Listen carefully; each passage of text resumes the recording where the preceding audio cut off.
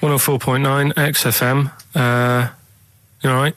This is Karl, producer of Ricky Gervais and Steve Merchant. They're not about today. Ricky's on holiday. Steve couldn't be bothered. So I'm left here with all the DATs. That's a digital audio tape of all the shows they've done since they've been here over the last, I don't know, year and a half or something. So we'll play you some of the best bits. Alright, so here's the first bit. Here's a problem that someone's emailed in. Yeah. We're taking emails today. If you've got a problem, a concern, or, you know, just a general query that you think Karl could answer for you. It could be about anything. It could be about some of the big kind of philosophical questions. Yeah. It could be something to do with war or famine, anything like that. Or it could just be a personal dilemma, you know, something that's happening locally.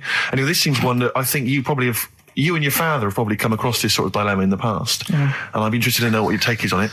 Let me see, this is from Lee Matthews by the look of it. He says, he lives in a suburban area where the local teenagers also live on the same road, and they're running riot. They're smashing wing mirrors off the cars, they're crashing into parked cars on their skateboards, and they're just generally making mayhem, you know, night and day. What can he do to stop this going on? The parents of the kids don't seem to give a damn. Anyone who complains to them, they just say, "Oh, piss off."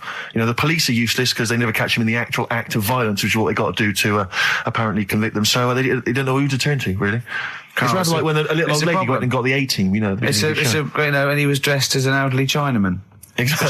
She knew who he was. Colonel Decker didn't have a clue. Yeah. You see, it's weird because now it has got out of hand. Sure. Do you know what I mean? Like years ago when I was growing up on the estate, yeah, you had problems, but not like you have now. Do you know what I mean? Mm. You know, summers were nice as well, weren't they? Well, right. And police are getting shorter and younger. But you yourself kind of admitted in the past that you were something of a tearaway. You didn't do anything like these kids here. The thing is, I was scared that if I got caught doing it, my dad would go mad. Yes. And I remember smashing a car window by accident and legging it in the lounge and sort of pretending to go asleep on the settee. Right? Genius. And I heard a knock at the door. He chloroformed himself just to be unconscious when his dad came home. And there was a knock on the door, and I thought, oh God, this is a fella, he saw me. I was chucking a stone in the air, seeing how high I could throw it. Of course you were. Did it keep landing on your head? That would explain a lot. And it came down. Chucking a stone in the air, love it. To see how far I could throw it. Brilliant. So, you know, I wasn't bothering anyone. Did you invent that game? Right, Did you get a stone for your birthday? Go and play with your stone. He gave one to Suzanne. Karl, go and play with your stone. No, the thing is, right, and it came down at a funny angle, and of course it did. It ate the back of this car, and the back window is the most expensive because it has that heating thing in it, in case you got a frosty window. Yeah. So I thought, oh God. So I legged it in, got on the settee, went to sleep, knocked at the door. Genius. It's a brilliant plan. It's a brilliant plan. I couldn't be guilty. I'm asleep. So I love the idea. So the thing is, our lounge used to sort of, you could see in from the door, right? So this family who saw me do it, saw me asleep on the settee, and my mum said, go and get the door. And I sort of went, oh, as if I'd been asleep. Yeah. I went to the door, like, rubbing my eyes, and the fella said, what did you run off for? I saw you. I was like, oh, no. And I didn't see my dad. I went out. It was when he was working sort of evenings. So I went out so I didn't have to see my dad. And then the next day I came home from school, and my dad said, 45 quid. Ooh. That's all he said. He looked at me. And then you fell asleep and he went, wake up. You know what I said? No, 45 quid. Now the thing Karl, he didn't have to do anything. £45, Karl. Now I know you were saving up for a brick, but you can't have it. Yeah. Just equally, if you're doing a bigger crime, you know, a bank job or a murder. Remember to take the stocking off your head, because if they wake you up and go, why have you got a stocking on your head? Just go, oh, I had a weird dream. Right. What are they again? Is the tip included? Yeah, go on that one. Right. In Turkey. Nice. It's not, actually. Mm-hmm. That's where I went, and there was little fellas after Suzanne in the kitchen. What? What do you mean? We went to Turkey. You went to Turkey and there were some little fellas? Well, they had quite a few sort of midgets working in the kitchen. Why? Is it a theme? No, was it a theme holiday? I don't know. Might get them cheaper or something. Was it... So they were working cheaper. They were working in the kitchen, and one of them fancied Suzanne and kept sort of eyeing her up, and she was winding me up saying, "Oh, not eyeing up and down, just eyeing her up." Anyway, no. So what was she doing in the kitchen? No, it's like a pick what you want to eat type buffet, but you have people clearing the tables and that ready for you to come along. Were they low tables? And you know, he was just keeping an eye on her. What did he say though? Was he a It little? was Turkish, so I don't know what he was saying. But he was a little fella, yeah. Did he? What do you mean a little fella? What do you mean little fella? Sort of dwarf-like. What do you mean dwarf like? He had magic powers or he was 4 foot? No, what do you mean, A Carl? little bloke, just like a normal bloke but small. If you stood him in the desert, you wouldn't know. But he'd be hot and nothing thirsty. around Right, Carl. You should watch out for the monkeys. Yeah, underground. There's underground monkeys. Look, you can't just say there was a little midget fella who was eyeing up my girlfriend and then leave it. What do you mean? What was happening? This is a story to us. This is much more interesting to us than, and she was deaf, right? And she hit her head. That's much more I don't interesting. understand how it manifested itself. Did he come over and say something? No, do you know when it's like girls know, don't they? When someone fancies them. What do you mean there was lots of them as well? Do then? they? That's worth knowing. Listen, right, come on, right. So you went into this holiday, yeah? Yeah, And you went into the dining room or something? Yeah, downstairs. And you looked You over. thought, this is odd, there's no one serving. Yeah, and they go, Wait a minute. hold on, you looked down and there was a little waiter. There was loads of them running around busy. Why though? Why did Because they it get was those? summer. What do you mean? Because it was There was loads of them. summer. They had more of them They on. come out in summer. They come out in summer. What do you mean they had more? What do you mean? Because it's busy, isn't it? no, but they hibernate in the Why winter. were they all midgets? I don't know, maybe it doesn't heat stunt your growth or something. No! Well, they just happened to, maybe it was a thing that they did for tourists or something, I don't know. I just got on with my meal. It was a holiday, do you know what I mean? God. Right, So it's a midget serving. I'm not going to ask any questions. Right, okay, yeah. So they're all little fellas running around, and this one always was like, you know, oh, do you want a new serviette? You know what I mean? Going out of his way to sort of... for turning on the charm. Yeah, he was going out of his way. The others weren't. Right. I think what was happening is he'd been working with Santa all the winter. Yeah. This is a little summer break. This one He was hadn't your seen a girl. waiter, and so he was being polite to you. Maybe. But what did Suzanne say then? Well, she was using it to wind me up. What was she saying? Oh, Just like, you know, look he may be small, but he's well, built like a... Yeah, he's all man. so Were you jealous of a midget then? You were jealous of him? it is a bit annoying, isn't it? Why? It wouldn't bother me as much now, because I've been with her for ages. Right. But at the time, that might have been one of our first holidays, and it's like, you don't know, want to be what's going thrown on? I've away paid by for it. this holiday. And then you get off with a midget? Yeah. Oh. So anyway, But it doesn't matter because you got chatted up by a bearded lady. So. yeah. tell you what, no, that's got nothing to do with that. What were you going to say? No, What were you going to I say? was going to say the hotel was half board, and maybe. Oh, right. I thought you were going to say it's just one of her shortcomings. So listen, right? Play a record. He said this, you know, oh God, it's like a child or a cat when it's confused. He went, Steve reckons in ancient Greece, right, it was better to shag a bloke than a woman. And I went, well, yeah. I mean, that's about the male being sort of a first-class citizen, much better, wasn't it? An aspiration the to point sleep with was, a beautiful Carl, man than a beautiful woman. Women were lower class citizens, Yeah. so therefore men were seen as higher class. So to have sexual relations with a man there was no shame in that. No. In fact, it was looked upon. And as I a said, good well, it's, you know, ancient Rome. I said, you know, Nero, he sit in his big jacuzzi and he used to get, you know, pretty boy men to just go into the water and just nibble at his testicles while he was having a wash. Do that. He did. Yeah. Yeah. And he's not a gay fella. No, well, no. I mean, you know, I don't know about Nero, but I mean, it wasn't a case of a big delineation between what was heterosexual and what was gay.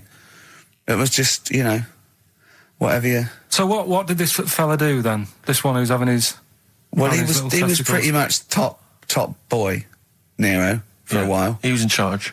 And, you know, and you did what you're told. If Caesar or... But why were people going round there? Why didn't they go, oh... No, they weren't dropping in. It wasn't like the doors opening. I was going to see what Nero's doing. You'd have probably been like a delivery boy or a stable boy or something, you know, and you'd have popped round there and you'd have gone, there, right, Nero, there's the tablets of stone you wanted. And they go, Pilkington, why you are here? Pop under... I don't know why he's French. What is that? I don't know why he's French. Just pop under the water and nibble at my testicles and you'd have done it. Because he was Nero. I wouldn't. You would have. Well, there's no way I would have done. Well, you would What have. have I done? I've dropped a pizza off. Yeah, you why put am I around to there? Nero's place with the pizza. Dropped a Right, I'd say I've done my job. Right? Yeah. That's not the sort of tip I wanted. No, he'd have said, get the little baldy chap to nibble on my testicles, and you'd have done the what? I wouldn't have done it. No, Well, you you can't put my head on the You'd wall have near done it. right. No, I wouldn't have done it. Can I just say this, Steve? Not only would you be nibbling his testicles, you'd have been going mad. You'd have been noshing him just for extra. You'd have been doing everything he wanted. You'd have been going, he'd have gone, I didn't ask you to do that. You'd have been going mental. They'd have been chewing, slurping, smacking, poking. You'd have chopped. You'd have gnawed his packet off. You'd think you're eating Walker's crisps. There'd be bubbles. There'd be flood. Oh, it'd be horrible. All right, this is Karl, the producer of Ricky Gervais and Stephen Merchant on XFM 104.9. We're playing out some of the best bits. Hope you're enjoying it. Here's another one. Last week when I did Do We Need 'Em, do you know when I called up one of the museums in a science museum? Yeah, are you talking to me? Yeah, I'm just saying, I wanted to tell you before when the song was on, but you're so busy listening to it. Yeah, was I so busy listening to a song I was playing? Yeah, but we're doing a radio show, aren't All right, we? what's your point? Well, I just wanted to say she emailed in to say I got her name wrong, so I'm just apologising for that. What did you call her? I think I called her Jessica. What was her name? I don't know, I've got it on email somewhere. This is not an apology. No, I'm You've just got saying. it wrong You've not again! even said her real name. How is that an apology? Well, I remember I read the email, so I But who are you apologising to? I think her name's Jackie, I think. Oh, you've got it wrong again, haven't you? Well, anyway, and she just said if you want to see dinosaurs and that, go to the museum. You were complaining about that as well, weren't you? You went to a museum and there was too many dinosaurs. He said you just need 4. No, well, Steve, have you been to the one in Knightsbridge? I think this so. one that I called up, right? It's nice. You go in, you get a good collection of stuff. You walk in, there's 3 or 4 dinosaurs. You've had enough, right? I went into New York, right? I went to the museum there, hundreds of them. You can't move for dinosaurs. Yeah. It's almost like they're responsible for them being extinct. There's loads of them. So all I'm saying is, if you want to see a dinosaur, go to the one near Knightsbridge. They've got a nice selection, some old vases and stuff. It's worth going. So. Some people emailed in the songs with stories in it. One of them was Babushka, and he went, what's that? And I went, asked Katie, what is it? I said, it's about a woman who dresses up as another woman to introduce her husband. He went, they wouldn't work. Just dismissed it like that. Why do you think they would work? Because you'd know. I mean, say like, right, Suzanne, right, who I go out with, right?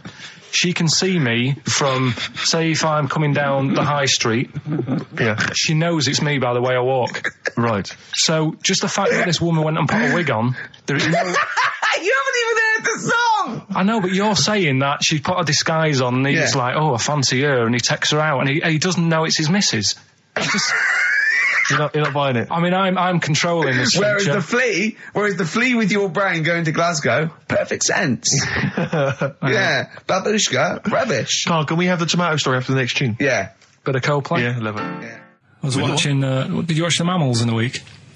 No, I missed David it. Attenborough. No. I was thinking actually, right, all this MTV stuff, if there's one reason why I'd like to do it, is I was watching Attenborough, the Mammals programme. I reckon I could do something like that. Right.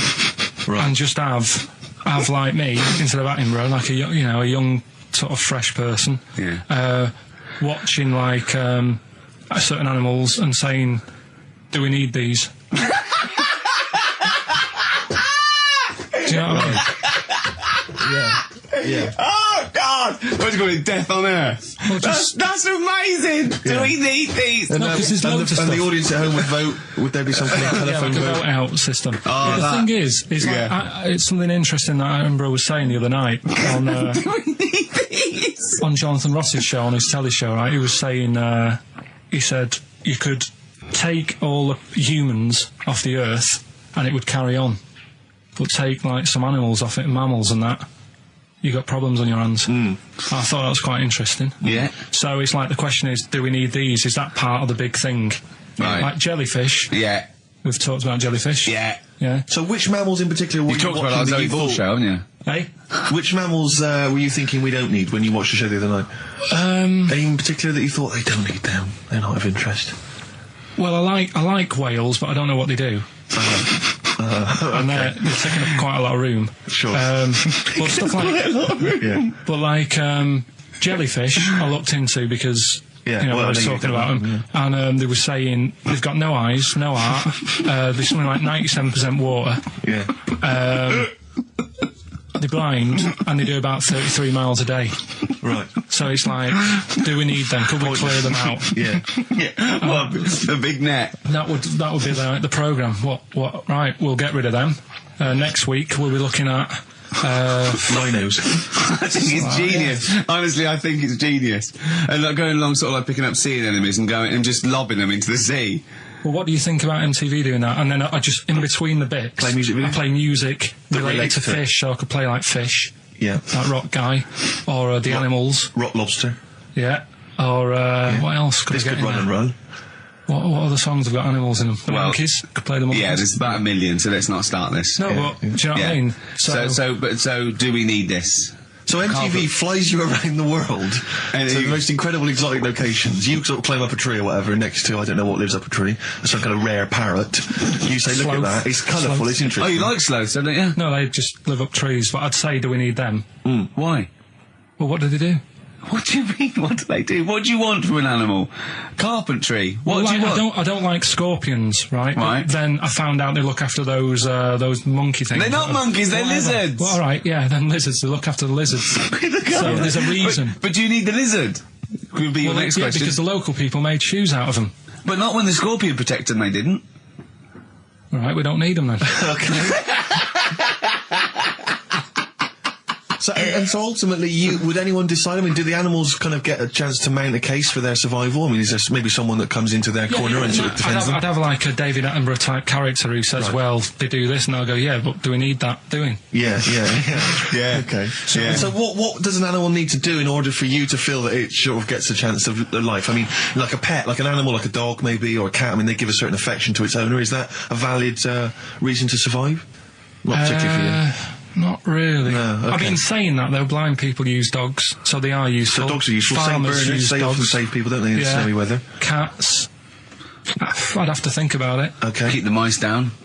Yeah, but you got rent a kill. So Okay. what I'm saying is something that will affect the world. Right. I think you'll find everything does. Except Carl. I'm not sure what effect he's having on the world. I'll tell you what, though, Steve. Right? Did you watch the mammals? I didn't see the mammals. They had bison on it. Right. The weirdest looking things you've ever seen. Yeah. They've really Again, got, you're on dangerous ground here, no, Carl. but they've really got it's like, decide what you want to look like. It's just a mismatch of stuff. It's got a really big airy head, Yeah. And like you. sort of bald at the back, Right. sort of It sounds like thinner. someone you went to school with. Was there two of them? Oh, brilliant. That's nearly it, Carl. Right, what's your last room 101? Oh God, it was holidays. Holidays. You want to put holidays in room 101? People who are sort of annoying on holiday. Oh, yeah. Do you know when you go away? Oh, yeah. It sort of touched on this before. Is this going to be the Scouse guy? Yeah. Go on. Oh, it's so long though. I mean, it was a holiday when we went to Tunisia. And the Scouser pissed you off. Surprise, surprise. Yeah. Yeah. But the annoying thing was, when you go on it was a cheap holiday, and like the lesson here is, if you want a good holiday, you gotta like spend some money. Yeah. And we didn't on this one. We spent about, I don't know, 400 quid for two of us for like a month or something ridiculous. And we got there, and you get to the hotel and you go, we have made a mistake. It's a ropey hotel. You can tell like the blinds and stuff as you walk in, they're all dirty and stuff. And you think, well, let's make the most of it. Let's not get down about it. It's a holiday. It's sure a rest. And you try and make the most of it. And we had to meet. Like you have one of those things where you get to your destination and the rep says, right, go and unpack your bags and that. Go and sort yourself out in the room. And tomorrow morning we'll meet up at 10 o'clock. And I'll go through, the best sort of place to go for camel rides and, the best deals I can get you. That sort of thing. Can anyone here walk like an Egyptian? So she says, right, tomorrow morning, meet 10 o'clock in the discotheque. So we get up and we have breakfast, and it wasn't a good breakfast. The kitchen was, like, bit horrible. The food wasn't good, and it was run by sort of midgets. What do you mean it was run? Not there's anything wrong with that. There was little fellas running around, and the annoying thing was one of them sort of started to fancy my girlfriend. How did he manifest his affection for No, him? you're not saying there's anything wrong with midgets, though, are you? Just saying it was not strange at that there all. was... Yeah, but even midgets shouldn't be cutting in on Karl Pilkington's No, territory. I know, no. But it's also that thing of, they've got little fingers, and it's sort of God, ruined. I'm so sorry. No, I'm not. It is a bit of a phobia of mine. Okay. Do you know what I mean? They are nice people and that. Sure. Oh, God. But the annoying thing is... So what was he doing then? How did he... I don't understand how he was chatting up your girlfriend. Was he crawling under the table so you couldn't see? just kept... Whispering to her from underneath there. Stop it. Just sort of, Wait, I don't want to get a complaint on our last show. There's not many midgets What's listening. going to happen? Can we just finish this and start up again in a couple of months? Oh, yeah. So if you want to know more about the midget theme restaurant, then we'll talk you in 3 months. Yeah. It's just... Oh. It's just... No, that's fair enough, actually. Oh, No, you're yeah, absolutely no, right, sorry Karl. about That's your this. producer's Listen, head on. we'll see you in about a really... it's been a pleasure, truly, and thank you for everyone that wrote I've got you a couple letters. presents. Have you really? Yeah. I've got you both a present, right? Oh. I got Ricky, do you know, like we've done fables and Yeah. stuff? Right? Yeah. This is like Mr. Ben. Oh. This is brilliant. Yeah. Right? And it's like little fables that Mr. Ben goes on. Oh, fantastic. So I want you to learn something from that for when you come back. Okay, brilliant. That's lovely, I'll tell you one Karl. of the stories I read this morning. It's brilliant. In fact, when you've done with it, Yeah. give it me. Yeah. Because I haven't finished reading that. Okay. Thank you, Karl. And for Steve, a little chat up lines. A little book of chat-up lines. That's fantastic. great, Karl. Thank. Well, we'll see you in 3 months. But carry on emailing Karl. Cherish Karl Pilkington. He sits in a little room by himself, so keep him in touch. And we'll see you in August. We're going to leave you with something that we all love. This is "There Is a Light That Never Goes Out" by the Smiths. Very apt, I think. Goodbye. See you later. You've been voting in all week, sending your emails. So here's the clips that you wanted. Right. Badly drawn boy, born again. Right, just get this educating Ricky out of the way. So, Turkey, yeah. So what is this again? This is educating Ricky. Is the tip included? Right. Apparently, a fellow was on holiday in Turkey. He's just having a normal holiday. Weather's good. You know, he's having a good time. And Weight is all normal height. Yeah. He's having his meal. He hears a load of screaming going on in the kitchen. Hold on. Has his girlfriend wandered in there? And they do, With a step ladder.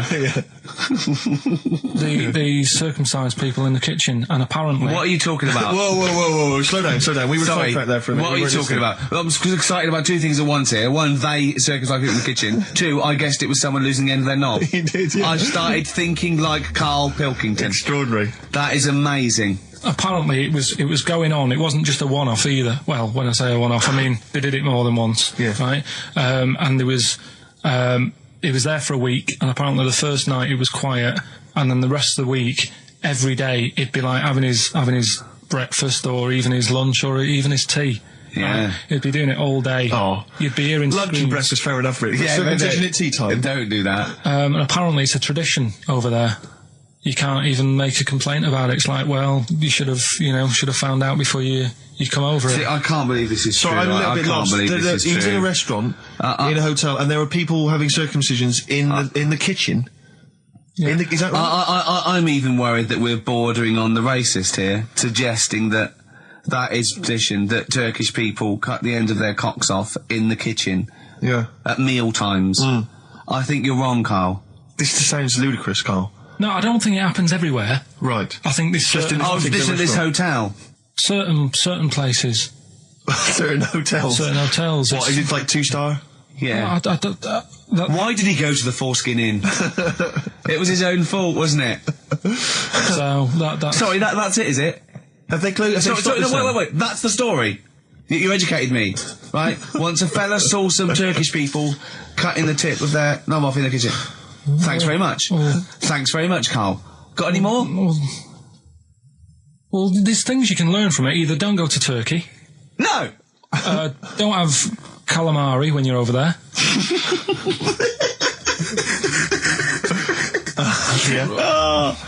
Karl, you've done it again. Well,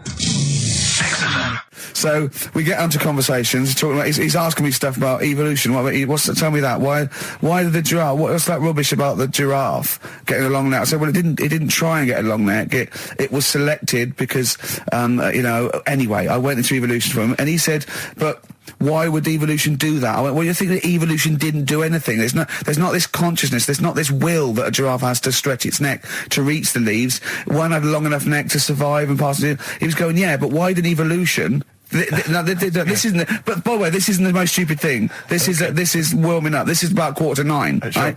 He said, why didn't evolution make a giraffe good at carpentry so it could build a ladder? Right. Yeah. Okay. No. All right. Okay. So he's thinking around it. He's trying to pick holes in evolution. Yeah.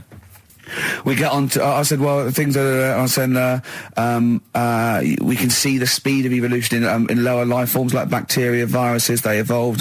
That's why soon we won't have an antibiotic that can kill some certain bacterial strains. And he said, and this is about 11:30, and I said, I'm going to bed, right? He said, in the future, they reckon that you'll be able to wake up and eat a yogurt you can have a chat with.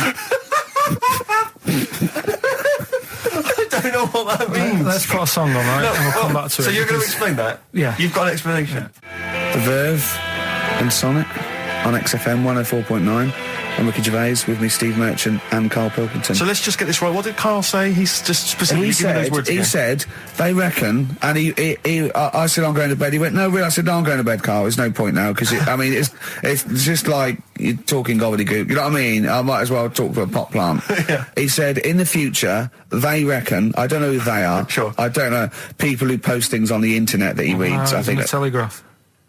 Anyway, complete the sentence. They reckon that in the future you'll be able to wake up. I love it. There's always a little scenario, an embellishment, like this little. Oh, hello, darling. It's your yogurt. Hello. You'll be able to wake up and eat a yogurt you can have a chat with. All right. Well, thanks for that, Rick. I'm looking at you. I'm going to throw that over to Karl. Right. It's when I was away on holiday, right? I don't normally buy the Telegraph because it's too big and that, innit? So, but they were giving it away for free on the plane, so I thought, ding dong, might as well have it. Mm-hmm. And I saw a couple of things in it. I thought that would be interesting. I saw this thing about the future, and it was talking about evolution and what have you, right, which I always find weird, because I always think that maybe we've sort of done it wrong anyway. Do you know what I mean? I sometimes think by definition, evolution can't get things wrong. Things change, that it's not successful, it can't pass on its genetic material, but if you're around, it's working. If you're around, it's working. Slugs are as evolved as they need to be. Slugs are as evolved as you and me. That's true enough. Yeah. No disrespect, but it works. It works. Sorry, they're but around. anyway, what's your point, Karl?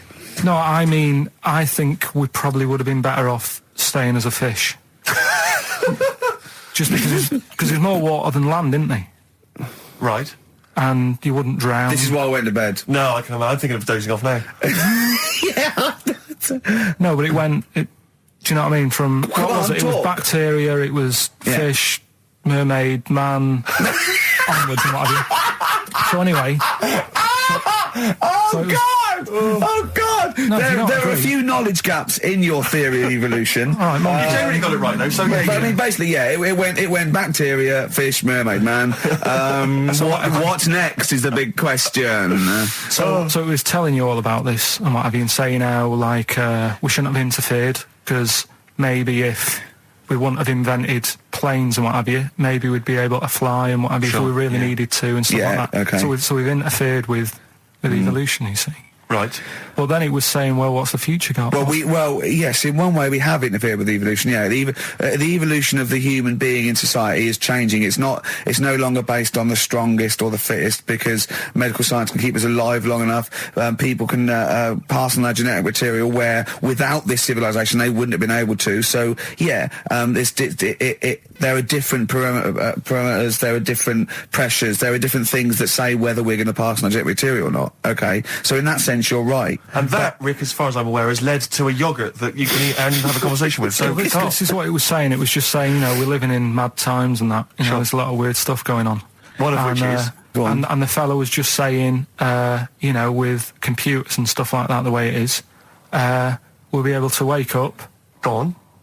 have a chat with your yogurt and have something to eat. What do you mean, have a chat with your yogurt? Because of the amount of, I mean, you have them yogurts already, those friendly yogurts, those bacteria-friendly ones, so this is just a really friendly one. Yeah, they don't...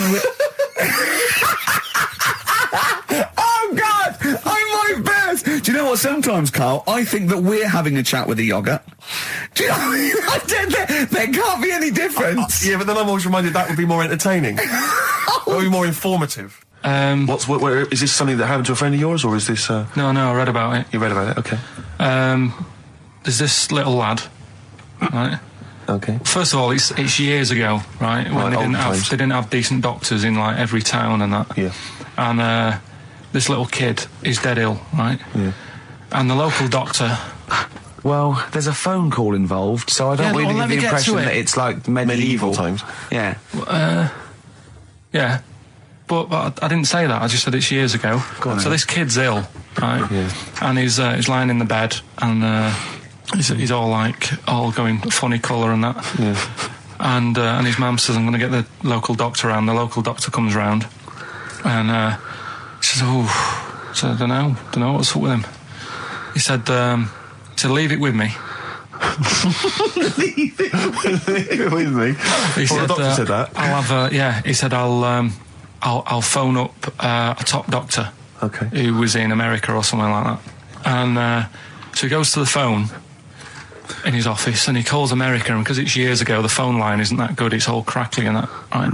Yeah. So he's talking to the doctor and he's saying, I've got this kid, he's a funny colour, and he's really weak and that. I don't know what's he's not giving him much to go on. Right? Sure. So the American doctor, right? Yeah. He goes, yeah, what you want to do? And it's all breaking up, right? Yeah. He goes, what you got to do? You got to, it's all breaking up. You've got to give him some parrot's blood, right? Some parrot's blood? Well, that's what he thought he said, but the line was really bad. Yeah. He meant parent's blood, but he heard that he said parrot's blood. He said, right, I'll do that, leave it with me. I can see where this is going. He goes to a pet shop. Yeah. He says, give us like half a dozen parrots. Sure. Takes them round to the kid's house, takes the blood from the parrots, puts it into the kid's fine. The kid's fine. I've never It worked. Such a load of shite in my life.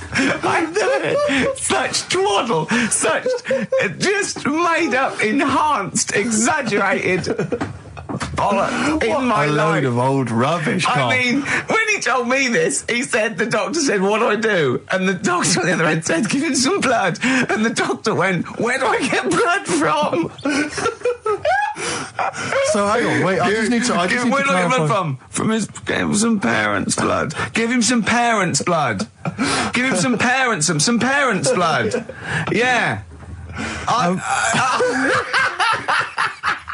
But hang on, I just need to know where you read this. Carl. Where was this? Where did I you read stitched this? you up. You know what he said? He said, so do you believe it? I went, tell it to Steve. He went, do you believe it? I went, tell it to Steve.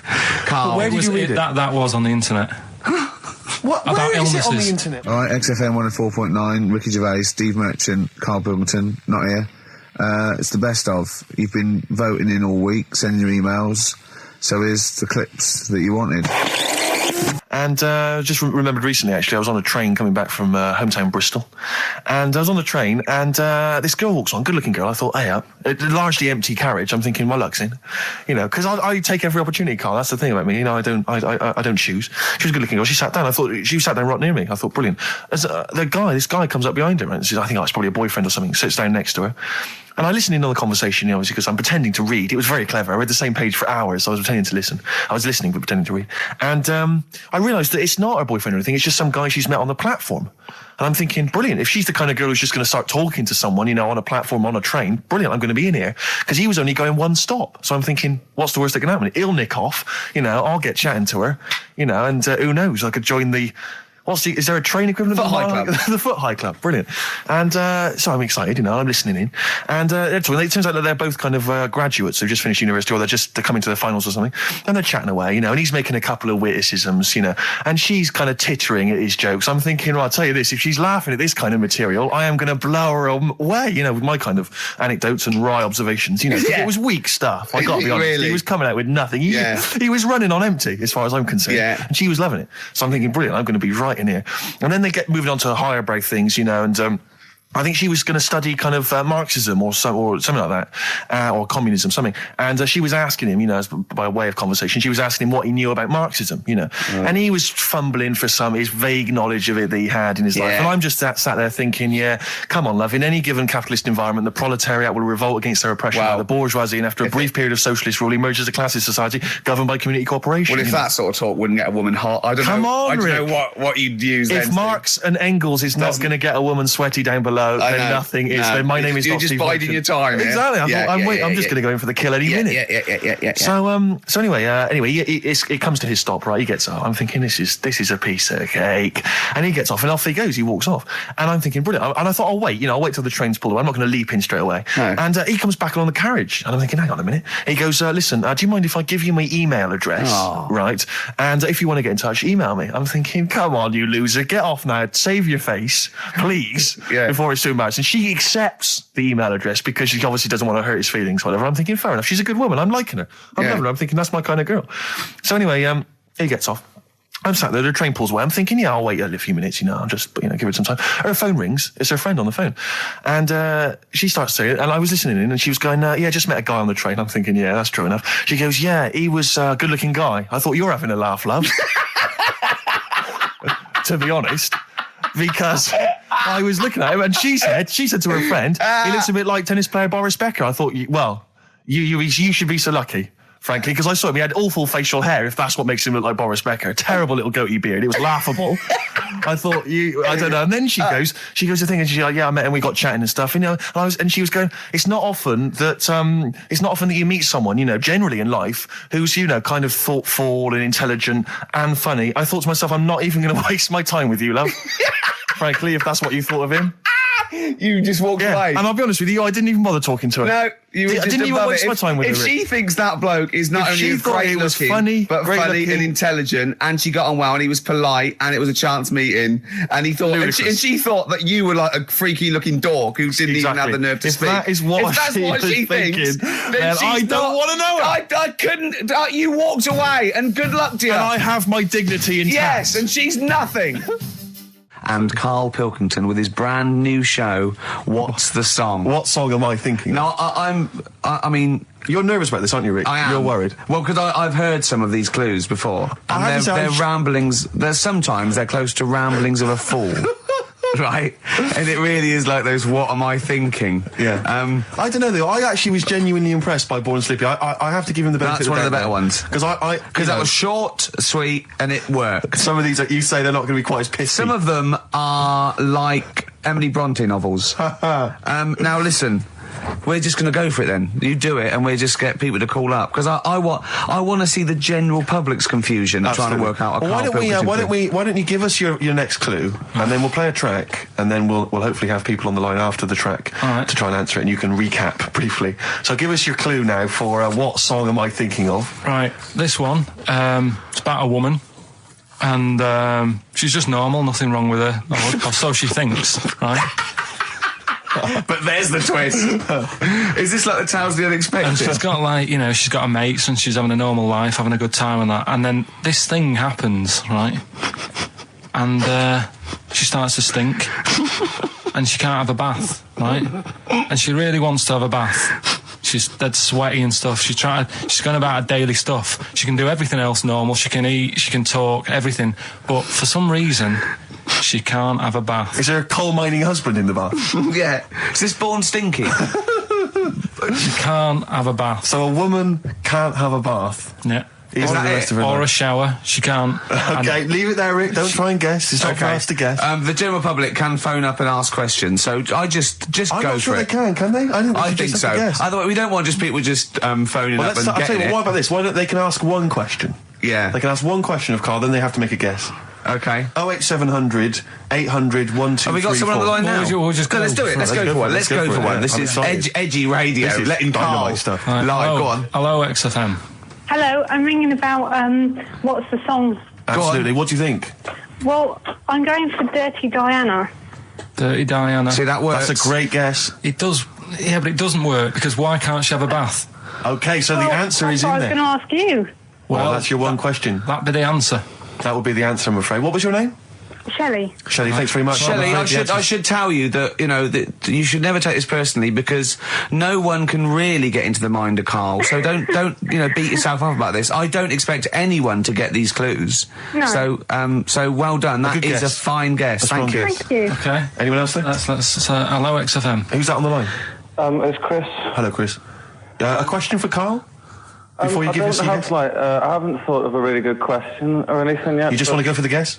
No, what I thought was, I'm sure Simon Mayo used to do this when he did the breakfast show on Radio 1 years ago. No, he didn't. So you've just pinched this idea, Karl? If you're going to rip someone off, Karl, do not rip off Simon Mayo. I haven't ripped this off. I thought this was a new idea. I was going to do it with sound effects instead, but that's... he used to do that, and he used to get his team to play other characters. In the You idiot. Well, no, hang on.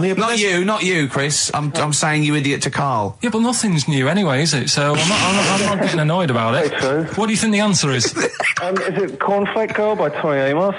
Good answer. She couldn't have a bath because she'd go all Go floppy sloppy and and then go down the plug hole. Good answer. She's all soggy. Yeah. So Is it Cornflake Girl? No, it's not, but That's a great answer. It could have been. All right.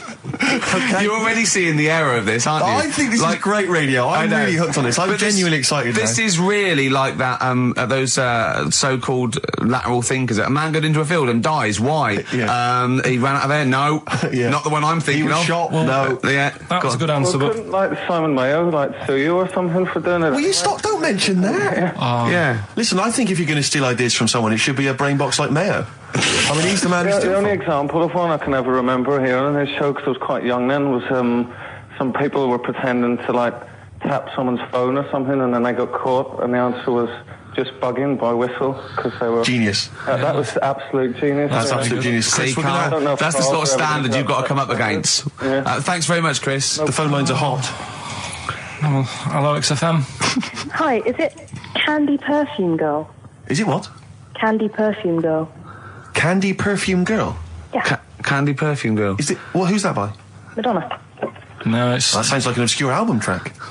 No, Wow. it's one of her songs. Just think about it. She stinks and everything. She's a normal life. I didn't say she was a sweet or anything. But for some reason she can't have a bath or Is a this shower. a big song? Just to give him a clue. It's a bigger song than Candy Sweet Girl. Thank you very much indeed for your guess. It clearly is Thank right. you. Cheers. Sorry. Okay, one more, then we go to a record. Come on. Okay. Go on. Hello, XFM. Carl, Yeah. is it High and Dry by Radiohead? High and dry. High and dry. Now that's great. She smells, which is another word for high. She's dry because she doesn't have a shower. Karl, if it isn't that, yours will never be as good as that. He's the winner. Whatever you're thinking of, that clue is brilliant. What's your name, mate? It's Richie. Richard. I mean, you can't beat that. That's a bit too lateral. Don't be stupid. It's perfect. He's made yours into a clever clue. He's made high, she smells, dry, she never gets in the bath or shower. It's not that, is it, Karl? No, it's You not. don't even get that, do you? Not Have really. you ever heard of the word high being used to mean sort of smelly? No. No. Oh, what? That was where you went wrong there, mate. Richard, I'm declaring you the winner, even though that isn't the I answer. don't think Thank we you. should give up this early. Can we Rick. just let's play a song and, Let's play a and song. give it one more chance, because if people think about it, it is really easy. I'm not going to find out the answer now because I've got to go out. Okay, we'll do it very quickly. Stay in for 10 minutes. We're just going to play a new Coldplay track out. Okay, let's hear Brilliant. Coldplay and then we'll come Cheers. back with this. Carl, it was you that worked out the maths and worked out I was 28 because they just worked out I'm 27. You are 27. No way. Yeah, I asked you, didn't I? And I said, But what I sort of questioned was, I said, well, if you're 27 today, that means last week you were 26. well done, yeah. That's irrelevant. So therefore you assumed that I must be 28 then. Yeah. Whereas I assumed you were using, your knowledge of maths, such as it is. I wouldn't do that. No, sure. Wow. I actually got lost in that conversation because I genuinely didn't know what he meant would mean last week you were 26. I don't know what that meant. I don't know what it meant. Wow. Well, it is Steve's birthday. But he would have been 26 last week. Sometimes you genuinely frighten me because it's those staring eyes. There's nothing behind him. It's this little bald head. Looks like Davros looking at me. Genuine fear on his face when he enters into a conversation with another human But being. what bit don't you understand? If he's 27 today, he would have been 26 last week, and he doesn't look 26. He didn't look 26 last week. He looks older than 28 today. You've started on his birthday. You're still having a go at him. Carl, I don't look like the kind of hot stud that I actually am, but face facts, that's the truth, mate. Yeah, live with it. Get with Live the with it. programme, jeez. Well, let's have a little bit of cake. Okay. Oh, that's appropriate. See what I did? Birthday. But you mean the band, don't Yeah. you? Not the cake. You haven't actually bought cake, have you? Got anything at all? Well, here we are again, XFM on a Saturday. Just gone 1 o'clock, Steve, if I'm very much mistaken. But we're not here as such. We're away again, gallivanting around. We've got to do the special sort of best of again. Okay. Which we did a few weeks ago. So this is the best of the last 3 weeks. Which I think is, I think it's the best 3 weeks we've ever had. But I'd like it condensed into 2 hours. Yeah. Yeah. Some great music as well in there. Yeah, there'll be some great music interspersed with fine chat that you've already heard. Yeah. Except this bit. This bit's new. We've actually, out of the kindness of our heart, we've come in last week. Yeah. Yeah. And we've done a few clips just because we felt a bit guilty about shooting off. Yeah. And leaving. Even now, having heard this link, I'm beginning to wonder if it was worth our time. Yeah. Well, should we play a classic link? Let's play, what, from the last 3 weeks? After this is Feeder. All right, so here's the first bit. Carl, you're making noises while I'm talking. Yeah, but you do this all the time trying to wind me up. And I'm not saying Manchester's the best place in the world, but what I'm saying is there's bits of it that I really miss. Yeah. Like last Sunday, right? When I'd met up with Ricky. We had spaghetti bolognese, which was all right. And then I said to him, I need some soil. Damn, I wish you'd invited me. It sounds amazing. So I need some soil. What do you think? You need some what? Soil? Soil, yeah. I need to repot a plant, right? Yeah. So you need to repot a plant? Yeah. Fair enough. So I'm like, where you can't see these shops in London. You can't. Do you know what I mean? There's nothing around. I took him straight to one in my street. Yeah, but near your street, and that's probably the only one in London. Well, you say that, Carl. No, it does annoy me. Round my way, it's like, you know... You can't move for soil shops. You can't. There's earth. You can just pick up handfuls walking down the street. Yeah, incredible. People just lean over into someone's front garden. No, you can take the plants as well. No, but what I'm saying is, Go on. Manchester, there's loads of decent hardware shops. Yeah. Here, if you want a panini and a latte or whatever, you can't move for them. But for soil, I had to go virtually how many miles away from me to carry that soil home and stuff. Yeah. It's not good. I mean, London's all right, but if cities were sort of marked... It's neglecting the peat market, really. Well, isn't there's barely any mulch available in central London. I'm sick and tired of not getting a good decent compost of a Sunday. Indeed. So I'm thinking of moving to the north, where there is loads of soil and gravel. Indeed. And animal shite. whatever. Yeah. So you were going to say, if you were marking cities out of 10, what would you give London? Well, if you were marking them on, like, on what they have. Right. As opposed to what? Well, as opposed to... How you spell it. Say, like, I think the greatest city in the world is Rome. Right? Okay. It's pretty amazing. Yeah. Have you been? What? Yeah. Why do you think that, though? Just because, like, you turn a corner and there's something there that's really old.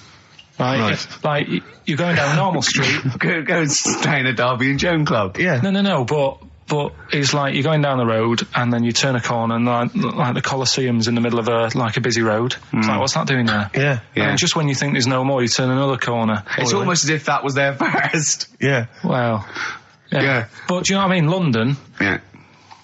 What have we got? You know, Trafalgar Square is world known.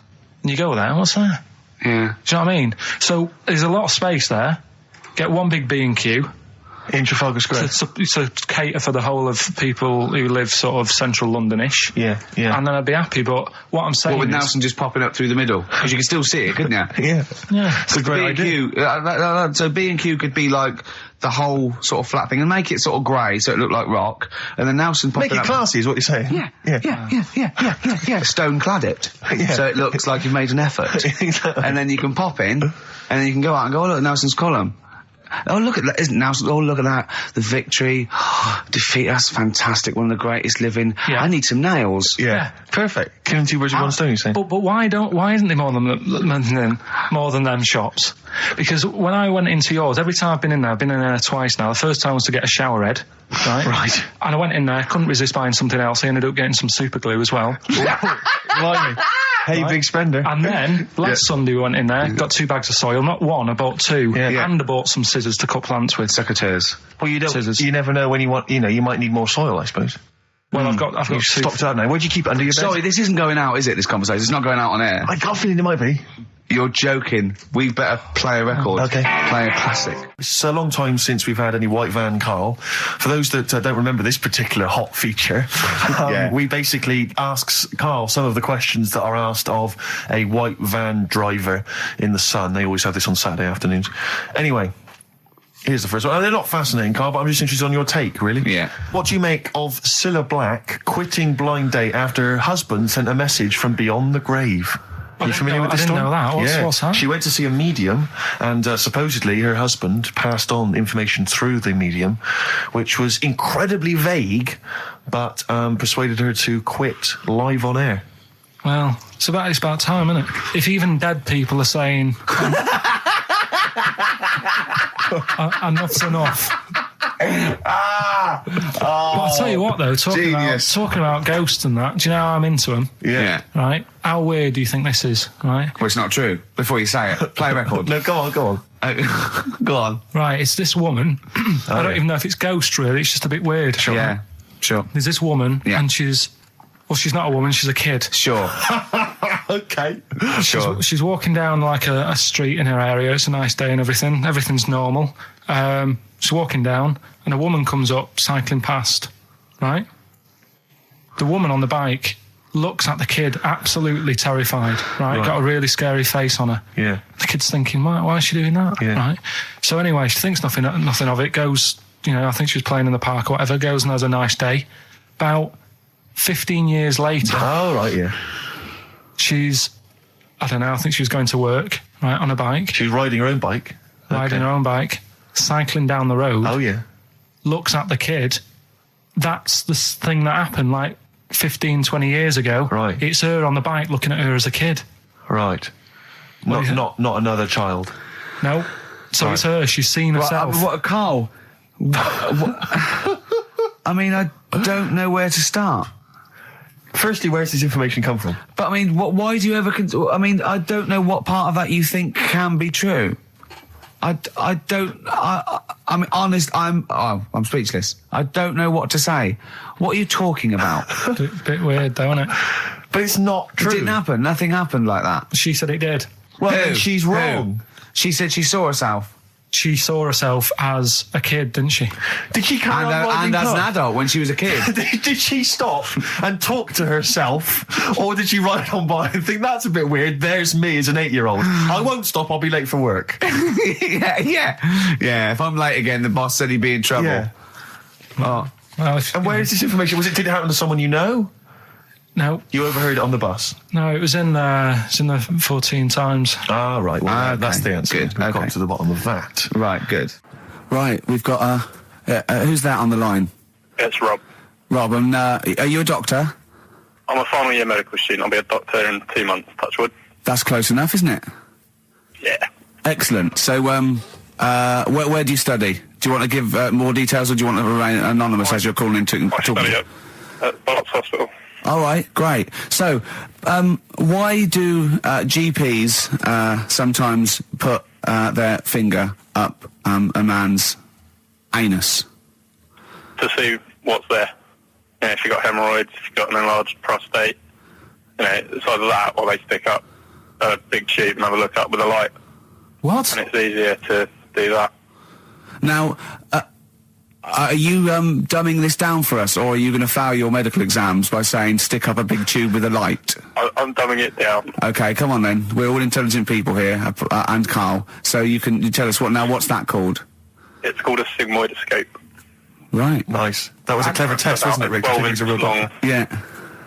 12-inch long tube they can put up there. So, Carl, would you prefer that or a finger? Well, so do they sort of do the finger first, and then, I mean, at what point do they say, hang on, we need a light here?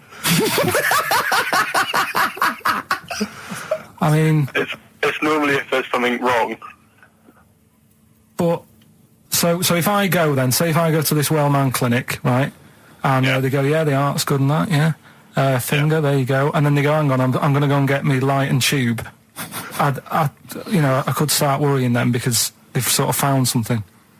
And then they're not likely to go straight in with the tube. They'll probably send you off some tests first.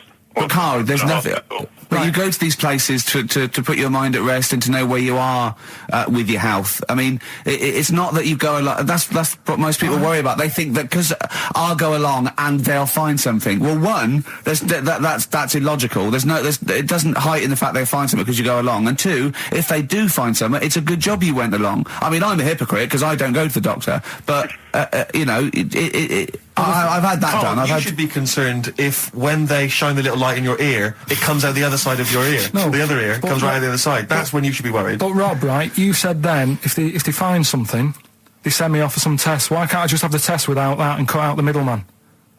Do you know what I mean? Because you're wasting lots of money. There's hundreds of tests they could do, and they could do every test, and they could all come back with nothing, or they could do the finger up there and send you for the 3 tests you need to find out what's wrong with you. But in this day and age, with all the technology and that, and like brainy doctors and all that, the only way to find out is sticking a finger up there. What are you worried about, Carl? Is it fundamentally that this doctor who's has done 6 years medical training, is it embarrassing to have a man's finger up your ass? I just don't understand how you can get round to that without... But what don't you like? Is it fundamentally you don't like anything up your ass, or is it the fact that it's a man's finger up there? I don't like going to the doctors. It makes me nervous, because I think if anyone searches you long enough, they're going to find a fault with you, right? And especially if they're going that far into you. They're going to find something. And probably not. Well, you never... I just don't... I don't know how to get round to that sort of... that point where you get a... What do you talk to the doctor about when he's like, all right, nice day, strap your trousers? He goes, I'm gonna just, Most people just shut up and let you do it, and then breathe a sigh of relief when you say there's nothing there. Yeah. But is that at the end of the test, or is that the first thing he does? It's the last thing. So that trousers up out the door. Because he knows it ends conversation. He knows it's a bit of a faux pas. The doctor says, "Oh, I better not kick off with the finger up the arse." Well, what I do is I'll start on with the the head, and then then I go, "Oh, one final thing, Mr. Pilkington." So Rob, he drops his keys and he goes, "Pick them up." And as you bend over, will you be doing this, Rob? Is this what you're like open to do? You do all these. I'll have to do it at some point. All doctors do it at some point, no matter what they specialise in. So the first one, is he another doctor there to sort of make sure you're doing it right? Not dentists. No, but do you know? Aren't doctors anyway. But do you know what I mean? Like normally, it's like a co-pilot will have someone with them for the first one. So when you put your first finger in, will someone be there going, right? You just want to move to the left of it? I've already done it. Have you? Yeah. So that's the thing with a student. You're learning. So you get people teaching you. And you learn on... these things. Can I just point out, Rob, I think I'm right in assuming that you have a glove on. Yep. And there's lubrication. Yep. And it doesn't hurt. No. There you go. What are you worried about, Carl? Who's this person who everyone's testing on in your class? It's not one person. One person. There's like, when a patient comes in and they've got a problem, your boss, the consultant, he does his finger up, and if he finds something, he goes to the patient, is it alright if the student has a feel as well? Then the student puts on a glove, puts the sleeve on the glove, and sticks his finger up and sees what he comes out with. Rob, I wish you could see Carl's face. I mean, his face when you said, and he says, can this fella have a go as well? He looked horrified. That he thought it was a free-for-all, like there's a queue of people trying on gloves and going, let's have a go. That looks good up there. What have you found? No, I mean, how come you had to sort of... Is it not something you could test on yourself rather than waiting for other people to come in? Because then, you know... It's an awkward position to get to, really, isn't it? Well, but you can have a good rummage then without feeling too awkward, but to sort of have a go on your first patient when you don't really know what you're looking for anyway. Do you know what I mean? Never really thought about it. Because you don't... If you've never done it before... You pop your finger in there, and you've got to sort of look. You've got to have an expression on your face, like you know what you're finding. Well, they can't see what you look. They can't see your face. There. You got the big boss consultant man going. Now move your finger there, and you'll probably feel this. Because he's just done it. He knows what's there. Well, what? Oh, so he's already had a go. He's had a feel, and he's going right. If you feel to the right, that's the conglomerate or whatever. The conglomerate, yeah. Its conglomerate is in perfect working order. I'm still... Thank you, Rob. I'm sorry you had to go through this. Carl is probably the worst patient you'll ever encounter in your medical career. Good luck with your finals, and thanks very much. And do you know any female doctors who do this? Or? Thank you, XFM 104.9. Thank you. XFM 104.9 of a Saturday. Ricky Gervais with me, Steve Merchant. Hello there. But we're not here. No, we're away. So this is the best of, and I hope you're enjoying it. We certainly are. I woke up this morning, yeah. Feeling fine. It's not a blues song. And I turned my phone on, and it was from Karl, and it went, "Forget it, I've made my mind up." And I thought, wow, what is that? And I forget phoned it, I've made my mind. Yeah, I went, "Karl, what is it?" He went, "Oh no, it's about the text I sent you last night." I went, "Well, what was it? I just got this text." He went, I was just wondering, I was thinking last night. He said, supposing you had to have your hands removed. Sure. Right? And the doctor said, well, you can either have them stay like that with stumps, or I can sew feet there. What would you have? And I was bleary-eyed, and I went, the stumps? He went, yeah. I went, all right? He went, yeah. And then what was his follow-up text to that? And then I got the text, it was obviously before it, and it went, and it was like quite serious. What would you do if surgeon not doing your hands? Would you have stumps or the feet? Right? Now the way, when I said he's made his mind up, and I went the stumps, he went, yeah. I think secretly he decided on the feet, but was too embarrassed to tell me. There's a little bit of what would you do? Because But why did you think of this? Why did you think of this? Girlfriend's away, right? Yeah, no, that's not why you start thinking bizarre surgery devices. Right? I'll let you into my little mind, right? Last night, I had some beans on toast, right? She was away. It's good already. She was away, she had some beans on toast, she went wild. Yeah. Right? Now, I was stood up, I live on on a high street, right? So I'm washing up, I'm looking out the window. First thing that had my attention is, I can look into other people's flats, right? Yeah. And it was weird how all these different lives were going on, I was watching them, and everybody had the telly on and was watching Volcano, right? Which was on last night. Right. And I thought, that's weird, right? I can see them all watching it. And it was like a little Chinese lad who was dancing around in some underpants. Yeah. And then there's a little old woman who lives downstairs who was reading a book, and she's always reading a book every night. And it's like, I have a better life than her. And then there's like some sort of bouncer who's always getting ready to go out late at night with all the black on. He looks like a bouncer. So I was watching all this life going on. I thought, did you witness a murder while you were doing this? Yeah. It was like that sort of Sliver film where that bloke had loads of tellies watching people's lives. So that was going on in my mind. And then I was washing up, and I picked up the plate, and I thought, it's amazing, isn't it? The human body, the way you can just sort of, I want to pick that up, and you do. Yeah. And the way your hands work, right? You've got 5 little digits, but it's just the right amount to do to do what you've got to do, right? So I'm cleaning the plate. Sorry, Karl, stop. It's just the right amount. Might be one of the most genius things I've ever heard said. I would love David Attenborough to phone you up and say, Karl, how do I word this about the evolution of the mammalian front limb? Just go, we'll just say it's the right amount. But it is. One extra would get in the way. Yeah. And one less would just make it that little bit more tricky when picking up a bit of a slippery dish. Or buying gloves. Yeah. A slippery dish. Like, that got a load of attention in the press. But the Trisha programme got nothing. Okay. Which, I know, Steve called me up in the week, right? Like 10 o'clock in the morning, I was at work. And he goes, You think so at 10 o'clock? Preparing this show. Most people go to work about 8 or 9. Are you watching Trisha and that? I said, no, what is it? He goes, you'll be loving it, right? Freaks, was it Help Me, My Mum's a Freak? Siamese twins. Right. So I couldn't watch it, but he said, it might be on again because they repeat stuff on ITV2. Right. So I had my dinner late, right? Instead of having it at like 1 o'clock like I normally do, I had it at like 2:30. Yeah. Sat in the office, put the telly on, ITV2. These Siamese twins. Did it blow your mind? It was amazing. We talk about a lot of things on the show quite a lot. The Airy kids crop up a lot. I was waiting. It's been 10 minutes and you haven't mentioned the Airy kid. Right, and last week we were talking about Siamese twins, weren't we? So it was weird that this programme was on, but it was amazing. I mean, what I think you can't refer to them as Siamese twins. I think they're known as conjoined twins. Why? I think Siamese is maybe considered derogatory or as an old antiquated phrase. Yeah, I think it's because the first famous ones were actually from Siam. Right. But and that doesn't exist anymore. No, it's conjoined, Karl. Yeah. Get the phrase right.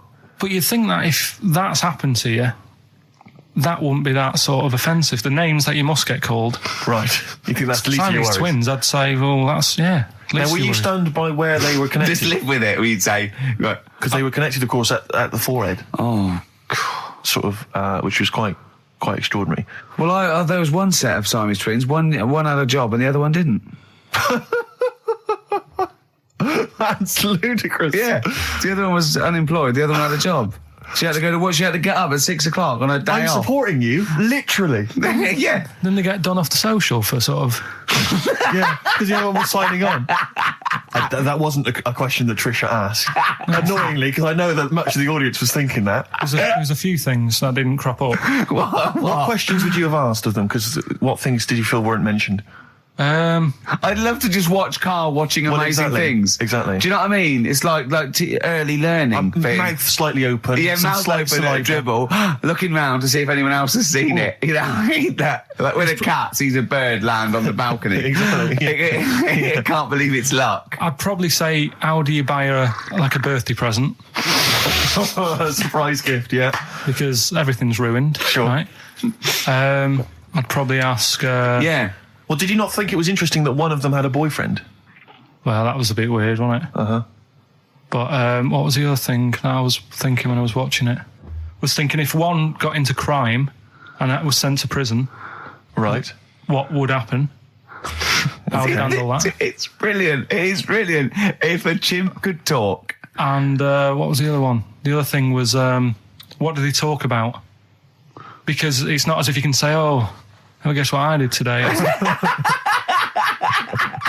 Do you know what I mean? Yeah.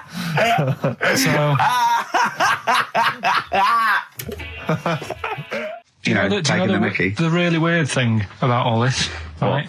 And it's annoying because you were saying about, what should have Trisha have asked and all that. Yeah. But one of them mentioned that one of them was adopted and the other one wasn't. Don't talk rubbish. No, seriously. I didn't understand it, right? Of course you didn't. And then Trisha sort of said, well, let's have a chat. And they were like, no, I don't want to go into that. What do you mean one was adopted? That's what he said. One of them... don't quiz me on it, but that's what was said. Hello there, Hello there, I'm a multi-millionaire. And I've just seen your orphanage. I'd love to adopt one of your children. You'd like to adopt one? I'd love to adopt a children, because I've got loads from around the world, so I'd love to adopt one. I'd give you $10,000 towards your orphanage. We'll speed it through then, yeah. Okay. We've actually got 2 left. I only need one. I'm only interested in one. Yeah, I don't need any more. Don't need any They're more. sisters. I know it would be tragedy to break them up, but I really only need one. Now break it up. There's the rub. You see. Sure. Because, you just need the one. It's $10,000 now. You can have that. I'll sign it now. But I don't want to discuss it further. I'll bring you around. Brilliant. Okay. Ding dong. Hi. Yeah. Brilliant. You brought my kid, right? Yeah. There she is. There. That's a joy. Yeah. Okay. Just standing next to a bush. Yeah. Do you want to? Can you bring her out? No. Me? There's nothing behind the bush. So you just want. I just want to be able to walk 360 degrees round her. Do you want her or not? Yes. I can't believe it. What's that little trolley? She's talented. Oh, dear. You're talking nonsense, Karl. Well, whatever. Yeah. Some doctor or something who was into, the way bodies work, they got their head cut off. The doctor?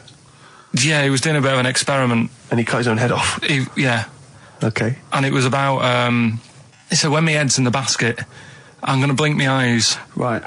Okay, sorry, hang on, let him finish. And, so the doctor has chopped his own head off, and he's told everyone, I'm going to blink my eyes to prove that he's in the basket, and he goes right, I'm going to blink my eyes about, as many times as I can. So quick, count them. And they count, and he got to 15 before he died. Now this is how Karl told me that. Till Nick Frost explained that, Karl told me, he said, right, well, a bloke, right, he had his head cut off, and when his head was in the basket, he went, count how many times I can blink.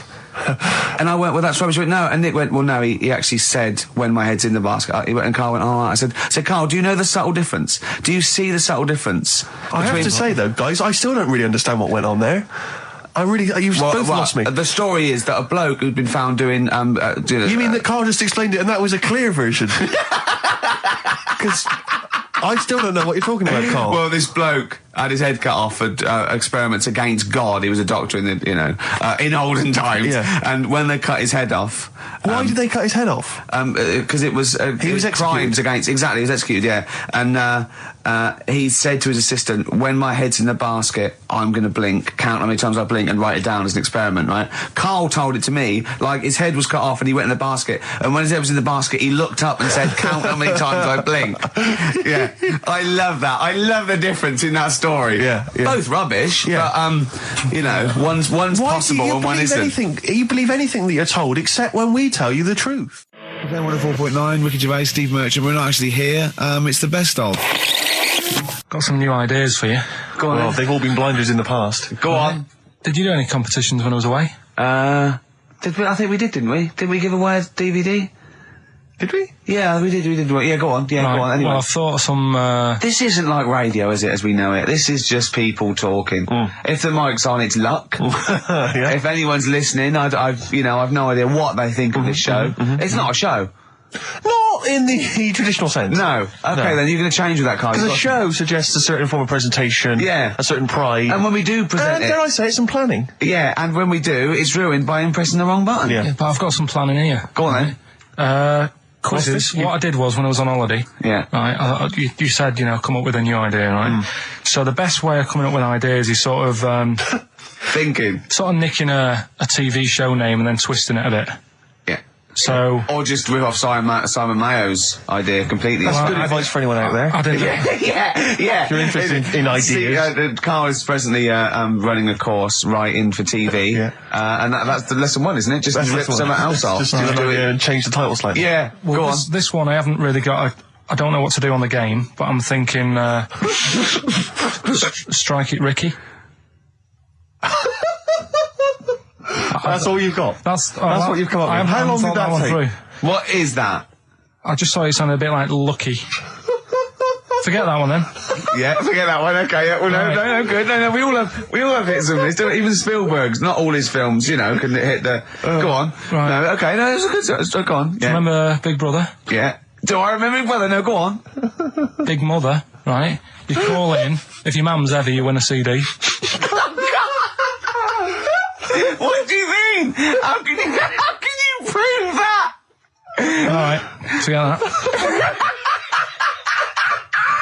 Right, ER. Here's one. Right, ER. Good one. No. Yeah, no. The Price is Right, remember that? Yeah. Right. The Price is Ricky? No. The Rice is Right.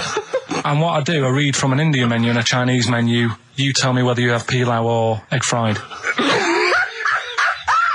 He's a genius, isn't he? He really is a modern... that one. Let's go on then. Let's go into this one. Let's not cross this off right away. Go on then. You read from what? Well, I'll get a couple of menus from like an Indian and a Chinese takeaway. Yeah. And I'll go like, chicken korma. Well, could I just suggest that as it's an Indian, it'll be pilau, and anything you read out that is... Yeah, but you don't know which one I'm reading from. What, the chicken korma's Indian, isn't it? Yeah, so you go pilau. But then well, you might as well say Indian or Chinese. No, because then the name wouldn't work. The Rice is Right. Okay, yeah, I forgot you're working for the title backwards, aren't you? Okay, yeah. I'm so confused. I don't know where I am or what day it is. A programme that they've been in on Channel 4, right? Can you cross that out? We're not doing The Rice is Right either. I don't understand The Rice is Right. No, go on. I'll tell you that later. We'll have a game in the office, right? A game that they've been in on Channel 4, but has got really big viewing figures. Well, obviously not. Right. Or they wouldn't be binning it. Go on. Do you know 15 to 1? Yeah. They're getting rid of that, right? Are they? I'm thinking 15 Taiwan. Get some items that are made in Taiwan, right? Get 15 items, and I say what they are, and then you go, oh, I bet it's the vase. Or something. That's the one that's made in Taiwan. Yeah. Just explain that again very quickly. No, don't, Carl. Oh, forget that. Cross it out. 15 Taiwan. Well, Carl, what are your thoughts? Why have you stuck it out here? Nothing better coming in, I thought. Well, I'll tell you why, because you're always on holiday. You don't do a lot. You get paid, well, doesn't he, really? He's a moany. He doesn't try and get on at all. He doesn't deal with people. He moans about everything. And, so he's... I'm alright. I've got my own little room and that. Yeah. Like a cage. It is like a cage, isn't it? And he goes, shut the door. If people walk past, he goes, shut the door. He doesn't want them looking in. He's like a miserable old chimp. We noticed today how much he's simian, isn't he? It's very strange, actually. We should try and get a picture on the website, because Karl's arms are particularly chimp-like. It's very, very strange. Because he's got that he's got long downy hair. It's and not the like long extended knuckles. Yeah, and his totally round face that sort of the chin goes back and the dome of his cranium. I think, quite seriously, I know we sort of share about 98.5% of our genetic material with bonobos and chimpanzees, but I think he's got a little bit more. Yeah. I honestly think he's a little bit of a throwback. Just his line, they just kept to this sort of really the ugliest one in the cave and the tree, and he really didn't come out of it. I'm not saying you are, I don't think you are. Yeah, you're chimp-like. No, it does annoy me. My hair annoys me on my body and that. Because I've got like hair on my little toes and that. Have you? And on the legs. Would you see your little toes? Can you pick things up with them? I've tried. Okay. Well, that's the finale of this week's show. We're going to see if he can play a record and put the fader up from a tyre while swinging in a tyre, just using his hairy toes. Yeah, I've sort of got hair all the way, but then it just runs out where it should be on the top of your head. Yeah. Is this part of the reason why you're always uncomfortable about being nude or around naked people? Is that partly the reason, do you think, because you look so grotesque? Well, when I'm on holiday, I don't really like wandering about without a top on unless like it's a quiet beach or whatever. Sure. So what would you normally wear? Need. I just have like a nice sort of light, summery sort of linen shirt, maybe, just a few top buttons open. Yeah. But I don't like... The naked body isn't that nice anyway, is it? You know what I mean? Whatever it is, if you're a cat and you're shaved, you don't look that nice. Do you know what I mean? But with I think you'll find a cat is naked even with its fur on. Cats don't wear clothes. No, but what I mean is a bald cat isn't that good. You know it does me head in that I'm bald. I'm not, I wish if I could have hair, it would be nice, but that's life. Would you prefer animals to wear clothes like Mickey Mouse does? Or Goofy? You know that I don't like nudist and all that. We've done it. But don't you think sometimes you could sort of like maybe fancify a little bit, like if there was such a thing as an ape salon, and there isn't, Karl. There isn't, right? Would you give a orangutan a trim, maybe sort of his hair? Because some of those look like they're going bald, but they've got a comb over, don't they? They should just have a shave. When it's like that. That's what I did. Just take it back. And the underarms as well. Yeah, they've really got a lot of underarm hair. Even the women ones. Really? Yeah. That's disgusting. I know. I don't know. I don't even know where they breed. I don't know how they get they laid, some of those horrible old hairy ginger orangutans. Yeah, they are particularly grim, some of those. I know, yeah. The big ones. I know. Ginger ones. Yeah. You can't be happy, can they? What is that? Where did that happen, the ginger thing? Why do people give them like a hard time and that? Well, you just gave them a hard time then, so why did you do it? You were just buying in, were you, to people do sort of give... I don't understand why, but ginger people get quite a bit of stick, and I've never understood it. No, it's just, I don't know why. They do, though, don't they? I don't know, it might be historical, it might have been because... I'm sure they don't everywhere in the world. I'm sure it's probably... No, they are. They're always... I've said to you about even, like, ginger cats, they're always fat, because they're sort of sick of it, probably. Play a record! Wait. Ginger cats, what do you mean? When you see a ginger cat... They've been eating, like, because they're upset, fed up, they've been bullied. You never see, like, a thin, happy ginger cat running about. It's always overweight and looking a bit fed up. It's just a good point, isn't it? I wouldn't say it's a good point, Karl. It's a point. So last week, the Chinese don't age well. Now, anything ginger, including cats, are sick of it. No, but I'm just saying... Are you ginger? Would you like to take issue with any of Karl's points? 83 XFM is the text. You can text us. Maybe you've seen a thin ginger cat. I'm not having a go, though. That's what I'm saying. I'm just saying it's weird how people give him a hard time. And it's if I could have hair, I'd go for ginger hair rather than being bald. Really?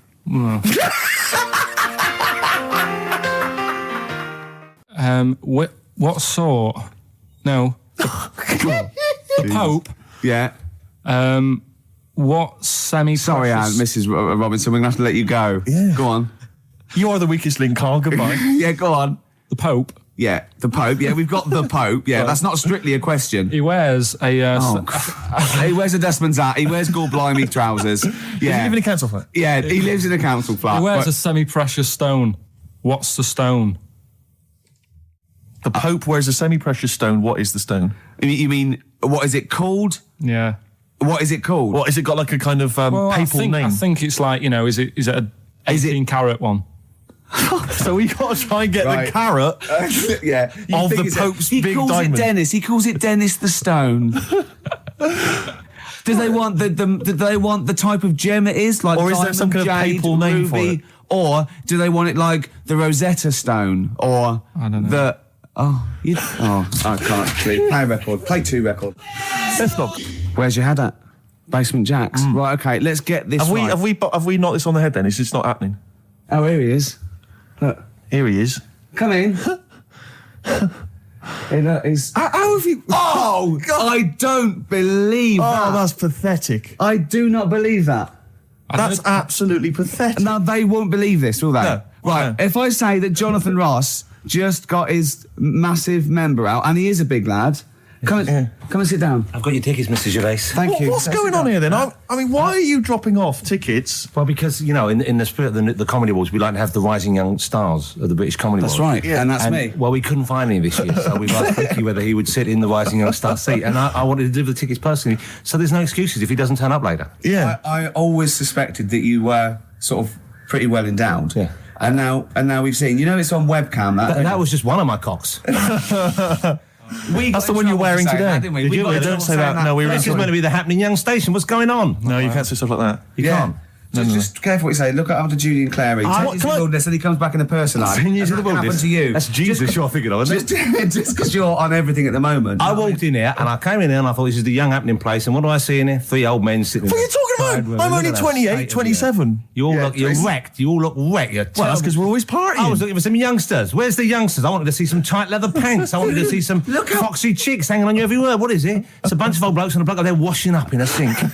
But look at him. He even dresses for radio. Look This at is him. ludicrous. It's amazing. Looks like you're I love the fact you were on the phone to Gervais last night, weren't you? Asking his advice on clothes. Look at him. He's going for the man down the DSS. I like that look. That's a nice look. Have you got a single pair of trousers that aren't elasticated at the waist?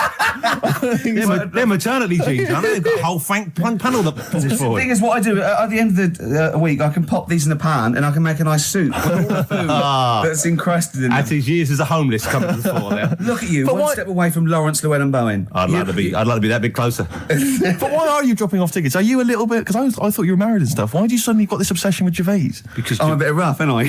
yeah, it's like when you see Dale Winton out with those rough boys. I'd like to get one of my own. When a top celebrity in a lovely looking suit walks down the corridor with his penis out, Yes. Yeah. I know that I'm still an You attractive know man. you've arrived. I was inaugurated in the same way. For me, it was Des O'Connor. It's like it's the passing on of the baton, if I may use that euphemism. and you've been battened. But it's fantastic. Well, it is a pleasure. I don't think I'm complacent just because I'm mixed with people like you. I still wake up and think, I don't believe it. I'm mates with Jono. Can I just point out? Jono. I was listening to the show last week, and I heard you, as always, revealing a little too much about yourself, if you don't mind me saying so. Yeah. Steve, Not as much as you. No, but that was just for the benefit of the room. Yeah. And talking about when you used to occasionally urinate in the sink. Yeah.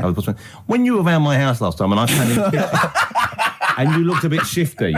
No, please reassure me. It was more ownership. But Yeah. I was like, I went to my territory, and then other people that come in that go, has Gervais been round here? It's like just marking my territory. Because my coffee the next morning had a hazelnut tang to it that I don't remember putting in. Can I just say something?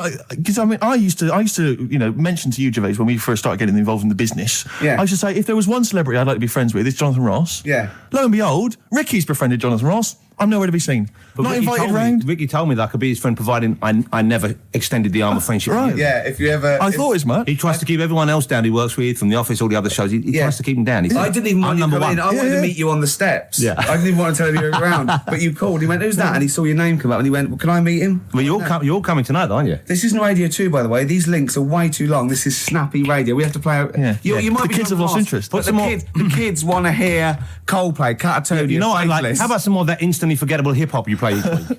One of those obscure hip-hop hooray. That's the worst feature on British radio. You should be ashamed of yourself. Wait a minute, I've heard your quiz on Radio 2. You're having a laugh. The hip-hop that is that. Put it away. Put it away. I'm Carl. Carl, how you doing? I'm all right. Got a question for you. Quiet man. Got a question. Yeah. The Pope. Yeah. What semi-precious stone does the Pope wear? That is easy. Go on. Topaz. Is that the right answer? I don't know, I might have wrote it down. I'm really sorry, Jonathan. It's not what he publicly admits to, but I have to know because I was hanging out with him at the Groucho one night, and he was saying, "Oh, look at this, look at this, look at that topaz. Go and buy that. Look at that. Vatican City. Look at that. We can make a nice ring out of that." He said. Didn't go anywhere, but thanks for asking. I better go. I've got to go. I've got to go and buy some winkle pickers. Thank you very much. Okay. Enjoy it. Stephen. Yes. Carl, I wish I could say it'd been a pleasure, but actually it was quite creepy. See you later. Thanks. This is the Best Of Show on XFM 104.9. I'm Ricky Gervais, with me Stephen Merchant. Yes. I hope you're enjoying the Best Of. I'm amazed that these are the highlights and that we've strung it out this long, Rick. But the good thing about this is, we're not here, we recorded this a couple of weeks ago, just the links, right?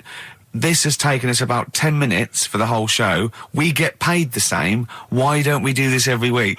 That's a great idea. High five. Listen to this clip, it's brilliant. 100 reasons. If I could. Ladies and gentlemen, will you please welcome to the stage Pop Will Eat Itself? Carl, have you got like a sound effect or something of like get the atmosphere cheering? We're going to test. Cheering. We'll seek it out with. Have you got something there? Have a look on there. I'm just looking in the NME for the kind of forthcoming gigs of the smaller known bands, and it might be a useful place to just begin the. Ladies and gentlemen, peoples around the world, will you please welcome to the stage Chumba Awamba? Have you got a sound effect? We got one. Nice, yeah. Ladies and gentlemen, will you please welcome to the stage the Parkinsons? They're playing in Leicester this week, so I look forward to that. That's a good plug, isn't it? Let me see who else. If anyone wants to pop down to Leicester to see the Parkinsons. Ladies and gentlemen, please welcome to the stage Cyclefly. Okay. Oh, there's a genuine one here. This is someone. Simon's emailed and he says, "Will you just test this name for us?" Okay, Carl, if you can. There you go. Ladies and gentlemen, will you please welcome to the stage Coach? Not utterly convinced. No, it's not too bad. It's not. I'm worried about the sound effect. We start to sound like Chris Moyles or something. Well, he's a top broadcaster. Everyone loves him. Losing weight as well. He is hilarious. funny man. Just there's one more coming here. I'll just check this one. Ladies and gentlemen, will you please welcome, this is Chris in Oxford, ladies and gentlemen, please welcome, meanwhile back in communist Russia. Is that a band? I assume so. I assume it's his band. Yeah. Steve, I mean, I will play great old tunes till the cows come home. We got to give them a little bit of Dandy Warhols and Air and Athlete. I know that, and they're great, they're good, right? But I wanted to play a Cat Stevens song, but I thought I'd better not because I've, play that a little bit. And we quite like resurrecting old reputations, don't we? People like Elton John who had bad faces, or David Bowie. People whose names now are largely laughed at in the serious rock circles. Or that people might not have considered. I thought Cat Stevens, Rod Stewart, I thought. Was he Rod Stewart? Many people now are thinking of the leopard hot pants and the ludicrous hair. I think I'm sexy and all those sort of awful stadium sort of disco things. But he wrote beautiful tracks from Maggie May through, and I thought, hold on, two birds with one stone. What about a Rod Stewart song written by Cat Stevens? Wow. Is there such a thing? The first cut is the deepest. Let's hear it, Rick. On this album as well is The Killing of George. Georgie Part 1 and 2, remember? About the gay bloke. Georgie Boy was gay, I guess. His favourite song. Carl's favourite song, right? And I was going, oh yeah, I remember that, yeah. I said about, and I said, did not intend to take his life. He just pushed it when he gets mugged and killed. Do you know what he said? I was sitting outside, I was singing, and he went, well, as I said, they go out too late. They go out too late? He meant gay people go out too late. He went, no, they do. I went, what do you mean? He said, well, they're always out, they go out when people are coming home. He said, if he'd have been in bed by 10, he'd still be alive today. That's a sobering lesson. And he went, there's one that works here and he's shattered every Monday. Oh, if you're gay and you're listening, just be in bed earlier. Go out when sensible people go out. Yeah. You're right, we're not on the continent, Carl. If you're gay and you're not in bed by 10, go home. Yeah. I don't get it. That blew me away, right? That the fact that he got the name, he got the number. Spooky bit, right? I'm walking home. I called you up a couple of times and I left a message on your phone because it was just amazing. Not only was he good at magic, but his maths was brilliant. No, well, that thing adding up to 42 was like, how did he do that? I mean, we didn't even make a big deal out of that. He said that to me. He said, all Carol Vorderman's got is the maths. Do you know what I mean? Imagine him on Countdown. Yeah. He'd even know what they were going to write down. Do you know what I mean? So a bit of a wasted talent. I should see him again about that. I think he's... So I get into my flat, right? And what they do in my flat where I live, they put the post in like these little pigeonholes.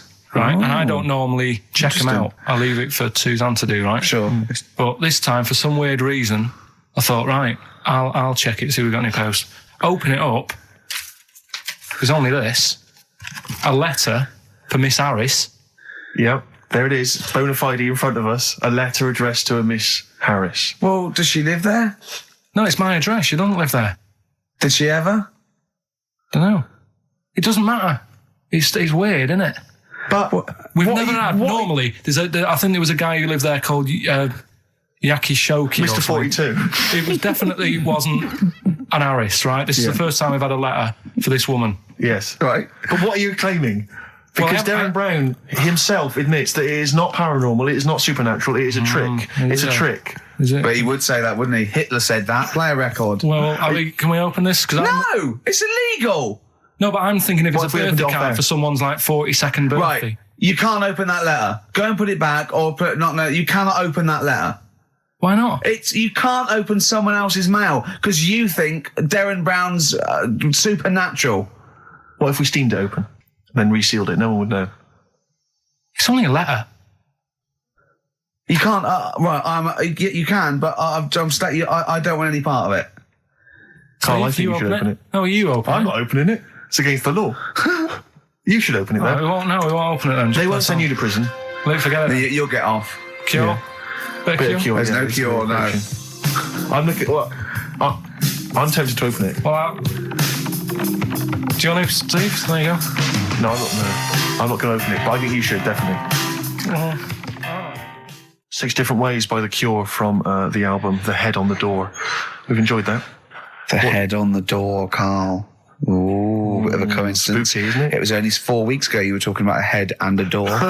Exactly. Has the door got a number on it? 42. Oh, dear. So we're not opening it? No. Well, I can't open it because as the producer, right? Oh, yeah, because your standing in society is such that they'd make a real example of you. Yeah. A producer of a tin pot radio show once a week. Yeah, he should know better. He can press buttons and talk at the same time. Sending down. But they wouldn't try you in an adult court. You would get away. You would get away with it. Just they'd hear you speaking for a little while, and the judge would end up squeezing your head and letting you off. It'd be like those people who train monkeys to break in. Do you remember down in South London? We talked about it in the past, and they were going around robbing stuff, and they trained them to do it. Yeah, I don't think those monkeys would have got in trouble. It would have been the keepers. So, I think XFM would probably take the rap. Will you open it? No, I can't be seen to open it. No, he's a writer-director. Exactly. So am I. I can't be seen to open it. I'll give it here then. Right, I'm having no part of this. That's against the law, but... Right, I'm having no part of it. Open it. Come on, you've started now. Right. The thing is, right, if it's important, we can say maybe she's listening. But do you need to stress? What it could be anything. What are you going to say? We're going to say, oh, and if you are listening, Mrs. Harris, you have got gonorrhea. Call the clinic. Do you know what I mean? It could be anything. Oh dear. Oh well. I think my talk did well. Well, what is it? Is the number 42 on there? What is it? Can you say? Be careful. What? Let me see what it is. What is it? Dear Sir, Madam, your periodical dental inspection is now due. Would you kindly contact the surgery to make an appointment? Harris, Mrs. Harris, if you're listening, your periodical dental inspection is now due. You might want to contact the dental surgeon that you normally go to. Could have a faulty tooth. Faulty tooth. 42. 42. I don't believe it. 42. 42. Oh my God. God, that Darren's good. Darren Brown's good, isn't it? Oh dear. Because my auntie Nora, she same thing. Pumped her with loads of drugs. She used to have a cabinet next to the bed is like boots. She's got loads of stuff, right? For all sorts of stuff. And I mean, she's not that old, but she's on loads of stuff, right? She's a bit coked up, is she? She called up my mum once And, yeah, you told us this. Go on, tell it again. And she said, "Oh, how are you doing?" And that. It's all right. Bit worried though. My mum said, "Why? What's up?" She said, "I've been breaking wind." So she goes, "Well, you know." She says, "No, but this one is going on and on and on." And she was like, she was like, what do you say? What's like passing wind, farting for 5 minutes. one thing, not like, you know, trumping and then nothing. Yeah. Continuous drone of a fart. Yeah. I don't think she had. How big was she? She must be the size of a barn. No, she's not that big. She's good for her age. No, Quite but I slim mean, and that, quite slim. No, It's but just- fighting for 5 minutes. Where's all the gas? Was she circular breathing? Was she sucking it in with her mouth? It was just, I don't know that much about it. But she called up my mum. About 2.5 minutes in. Could you hear it in the background? 2.5 minutes in! 2.5 minutes in, she called my mum up, and it went on for a further 2.5 minutes. Oh. And she just stayed on the phone, did you? Where was... Going, can you hear that? Well, Did she hold the phone next to her arse? Listen to that. She was off the ground. I'm trying to work a tune down. she was actually hovering. She was 4 foot off the ground when they found her, the ambulance men. The cat's dead. Don't light a match! Don't light that cigarette! Yeah, it's like that advert. The kids come home from school, switch on the light. Yeah. Then they see Granny hovering, turn the light on.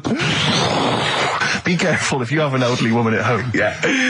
Drugs make you fart. So that's what I'm saying, you know, just let these people... What are you saying? No, wait a minute, what are you saying? I'm saying let people enjoy the life they've got left. No, you're not. You're saying don't put them in hospital, leave them at home to die. No, I'm not. Give them a Rubik's Cube and let them die. That's what you're saying. Yeah, I'll tell you something now, right? Steve, I'll tell you something. I didn't want to do it because it brings the show down, but she did die. Who, the blue-handed lady? Yeah. How do you know? Because I said to my dad, how's the woman next door? She said, oh, she went last night. They've got an old fella in there now. God. So, there you go. So, wouldn't it have been better to leave her at home where her friends and family can call and speak to her, even nip-dap round if they want, you know, with a cat, I imagine. No, it's definitely a cat now. What was that cat's called, that you imagine? Probably, I'm seeing like a big ginger one, so I don't know, something like, I don't know, maybe ginger or whatever. Maybe I had a budgie. But that's what I'm saying, just let them enjoy this life, because dying in hospital, I wouldn't like to do it. If I went to the doctors and they said, you haven't got long life left, I'd say, well, I'll stay at home. Yeah. And that's the point I'm getting at. Yeah. Right? If you can't do anything for them, let them enjoy their life. Yeah, a Rubik's Cube. Right, well, Yeah, you might want to try and You heard think about the hanging one when What's this when the one? fella was... Sorry, mate, go on. When the fella was hung. Well hung? He was hung and... Hung? Sorry, what's hung? He was hung by a rope. So isn't that no? I think it wasn't he a Chinese emperor and the Ming? Wasn't he hung? Yeah. Sorry, he was hung. Some fella who'd done something, they hung him. And, They wanted him. It's not a word anymore. He was hung. look, don't be doing that again, because you said squoze wasn't a word, and then I shown you a menu today that someone sent, and it said fresh orange, squoze. Inadvertent commas, and next to it was the word colour, spelt C-O-L-O-R. So presumably either the American menu, right, in which case there's loads of American words that we don't use, or it's just a badly typed piece of work. Anyway, there was a bloke that was hung. He was hung and that, but he didn't die. Hung on that, he was definitely a Chinese. Hung on that, yeah. I remember him now, yeah. He didn't die, and they said, oh, just hang on a minute whilst we change the rope and that, and he stood there waiting, changed the rope. They tried to, you know, do it again, and didn't work. It didn't work, right. So, they got another rope, right? Didn't work. And then they had to let him go, because it's like there's a well-known saying or something from this thing. Yeah.